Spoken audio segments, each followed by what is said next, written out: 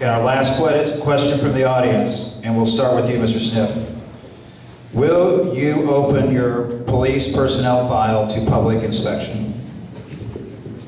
Well, as I indicated earlier, during the appointment process, I did that. In fact, my files are already unsealed, including all my disciplinary actions, performance evaluations, car crashes, every other misstep as I was coming up through the ranks. I publicly, right in front of the board, unsealed my files. In fact, I had a number of media representatives that actually took the time to go down and look through my files, and they found nothing but a stellar record, and that's pretty much what all the board members were aware of when I was removed from the Sheriff's Department maybe a little bit prematurely and sent into retirement. And the direction that I had from the entire board was to get that department, the Riverside County Sheriff's Department, squared away and moving back in the right direction and get all the internal strife that had been haunting your Sheriff's Department the previous 2 years, get it over with and get people to work together as a team. And I'm very proud to say that we've done a great job doing that, and my files still remain unsealed.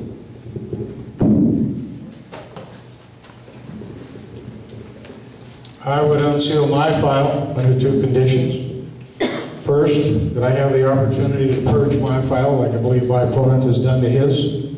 Secondly, I had a conversation with retired Sheriff Bob Doyle today, and he said that if my opponent would sign a release waiver absolving him of any liability, that he would address why my opponent was terminated and reveal probably some other information in that personnel file that might be of interest to us that probably isn't there anymore.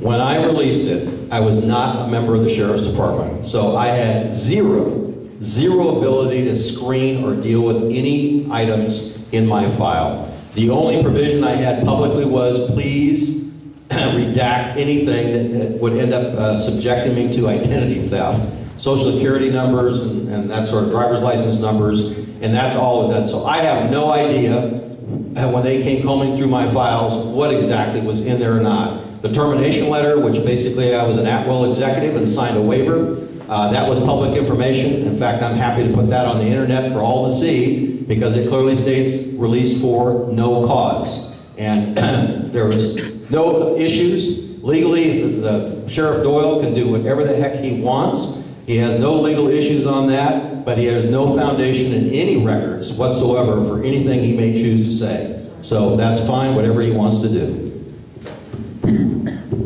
So you'll sign the release and waiver?